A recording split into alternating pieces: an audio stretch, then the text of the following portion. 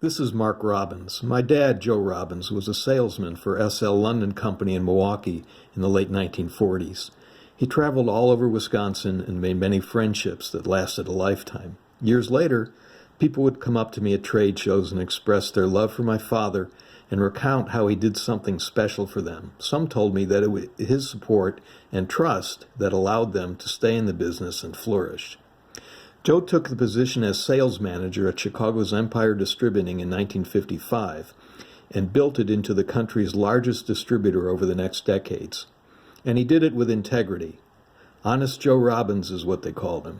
He made everyone a friend, including competitors. It was very hard to find anyone who considered him an enemy.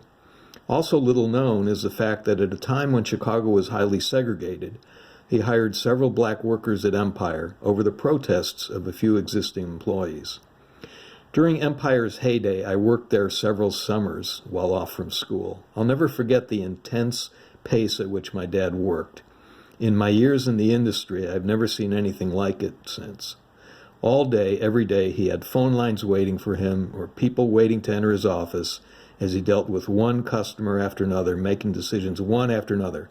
Boom, boom, next.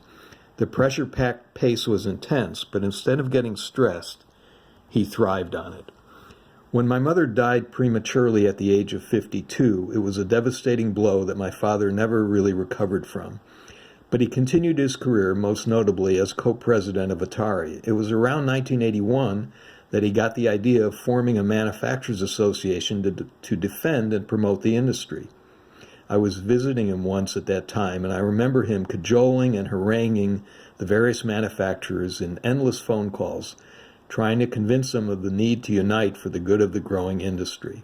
It was like herding stray cats, but in the end, he got it done.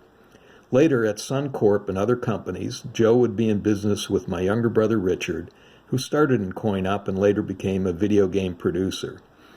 As I began my journey in the coin-op business, designing and then marketing air hockey tables with U.S. Billiards and then with Dynamo Corporation, my dad could always be counted on for valuable sage wisdom and advice. In 2010, I bought the existing Sheltie Inc., renamed it Gold Standard Games, and ran it for 12 years before selling the company.